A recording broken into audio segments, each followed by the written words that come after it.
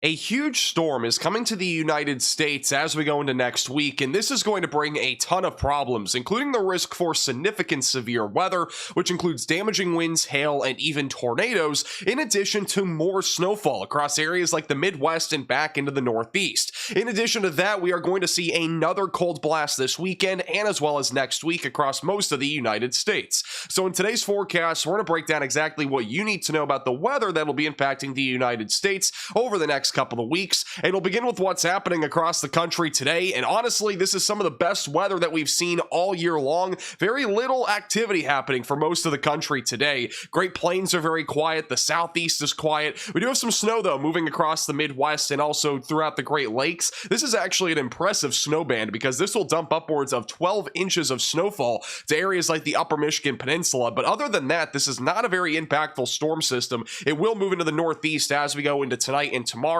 and it will bring a few inches of snow, but nothing like what it's bringing right now to the Upper Michigan Peninsula. And then back over on the West Coast, things are quiet for now, but again, things are going to get very active as we go into this weekend and as well as next week for most of the lower 48. And I just want to let you all know that I am sick today. I am pretty congested, but it's not your audio, it's just my voice, so bear with me. The forecast still goes on. Let's talk more about the severe weather potential as we go into next week across the United States, beginning with Tuesday, which, by the way, this is a very rare risk that we have already in place on Tuesday. The Storm Prediction Center has already issued an enhanced risk for severe weather, which, by the way, we had a day 6 enhanced risk yesterday issued for Tuesday. That is the 8th time in history that we've ever had a day 6 enhanced risk issued, and the first time ever in February. So this is a very rare risk that we have currently in place as we go into Tuesday. But this is where we're expecting the greatest concentration of severe weather, and there's a potential here for robust severe weather and even a widespread severe weather event, including the risk for damaging winds, large hail, and strong tornadoes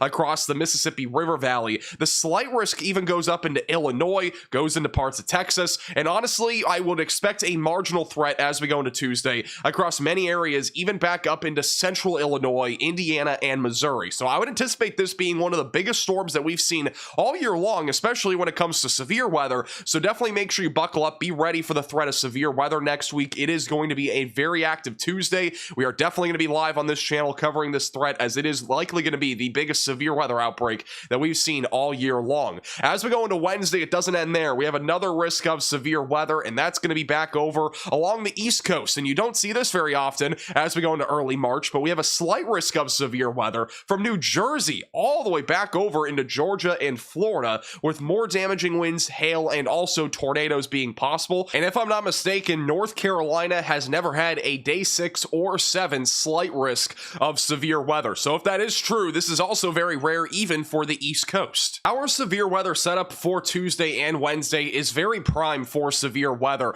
One of the reasons why is because we are going to have a lot of upper level divergence, which is going to basically lead to more lift, which essentially means we're going to have a better shot of storms actually developing with this particular setup. This is what it looks like as we go into Tuesday evening. Look at all of the very strong winds here in the upper levels across the Mississippi River Valley in Texas. It really aligns with where our thunderstorm coverage is going to be on Tuesday, which, by the way, this does not happen at every severe weather event. So this particular severe weather event to begin with already has a lot of upper level divergence aloft, which will again lead to some lifting mechanisms here across the lower Mississippi River Valley. And also this weather pattern will likely stay active even as we get closer to the middle of March. We'll talk more about that though in our next forecast. Talking more about this big storm system, this one looks like by Monday evening, instability is going to start to grow here across the southern plains. The good news is that our severe weather risk for Monday, very low to 0. It really grows though as we go into Tuesday. Look how far north our instability is going. For this time of the year, you do not see this very often, but instability is going to be as far north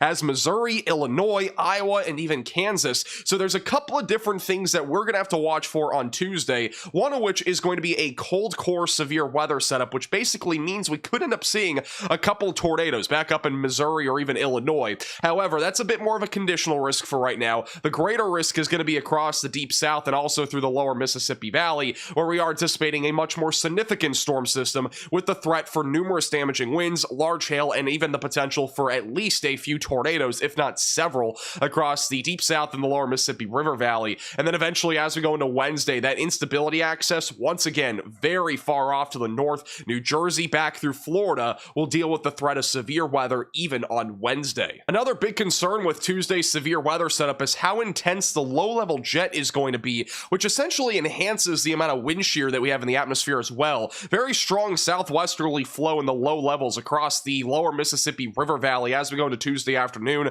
Again, this will amplify wind shear and lead to the potential for more significant tornado activity if we have any discrete supercells. Now let's put this all together and go into the future radar. This is what it's going to look like tomorrow morning. We'll have some snow falling back over in the northeast and as well as back through parts of Canada, but relatively light to moderate snowfall. As we go into Sunday, most areas are dry. We will have a little disturbance moving towards the west coast, which will dump some showers and even some snow showers there in the higher elevations on Sunday in California and southwestern Oregon. As we go into late Sunday night and early Monday, don't be surprised if you see an isolated thunderstorm that's strong, maybe even isolated severe storm across parts of the central and southern plains. The risk of severe weather, though, is very low to zero. And then once we go into Monday afternoon and evening, again, things are relatively quiet for most of the country. Things really take a turn, though, for the worst once we go into Tuesday, as showers and thunderstorms will be exploding here across the central and southern plains, even during Tuesday morning. Now, our greatest risk of severe weather will not really ramp up until we get closer to the peak of daylight heating, which is going to be during the mid to late afternoon and the early evening.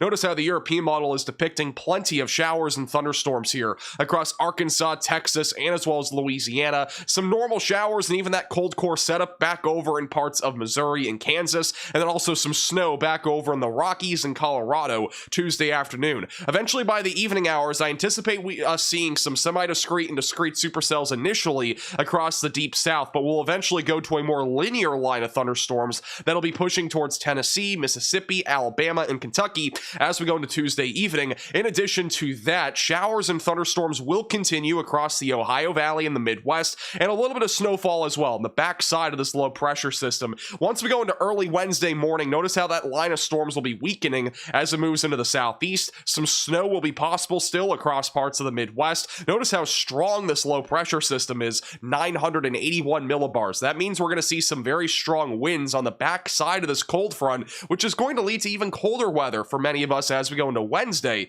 in the Midwest and the Great Plains. And the severe weather and snow does not end on Wednesday, as we are anticipating severe weather to ramp back up along the East Coast. There is some uncertainty exactly what we're going to be talking about here for the threat, but I think damaging winds will be the main concern, perhaps a few tornadoes. In addition to that, snow falling in parts of Michigan and as well as back through Canada. Does not appear as if we're going to be talking about a big winter storm really in the Midwest. And then by the time we go into Thursday, there's not really much left other than cold air and as well as a little bit of snow moving into parts of the Northeast. And then we'll have to prepare likely for our next storm system as we go into the late week across areas like the Southern Plains and the Southeast. But that storm is still about a week away from now. Let's get through this first winter storm, and then we'll talk more about that next storm system in a future forecast. Now, in terms of snowfall over the next couple of weeks, this is our biggest snow event, which will be mainly happening in the upper peninsula of Michigan. This is going to be happening today into early tomorrow morning. Also, northern Michigan could see a couple inches of snow, but the majority of it will be in the upper Michigan Peninsula. Up to 10 inches of snow will be a possibility, and this is the probability of at least seeing 1 inch of snowfall between now and March 15th. So basically, if you're anywhere in the southern plains or the southeast, you can say winter is pretty much over, unless you're talking about the cold air. I don't really expect much more snowfall in these areas. However, the probabilities are still a bit more 50-50 in the northern and central plains in the Midwest, even though it's been a very quiet winter up there. And the northeast and the upper Midwest, you're definitely going to see a little bit more snowfall, I think, before winter is officially over. And thank you all so much for watching today's forecast. If you are new to the channel, make sure to subscribe down below. And thank you to anybody that has been supporting our store at shopmaxvelocity.net. You are supporting our designer, our in-house team, in addition to our channel. Really do appreciate all of your support. This particular release has been one of our biggest ever on shopmaxvelocity.net, with our 1 million subscriber merch still available again until the end of March. Really incredible designs like our t-shirt, which has basically everything that has gotten here, including cheese curds, Drunknado, flying trampolines, all sorts of cool stuff. And by the way, we still have signed hats available. These will be going away around mid to late March, so if you want to get one, again, check it out at shopmaxvelocity.net.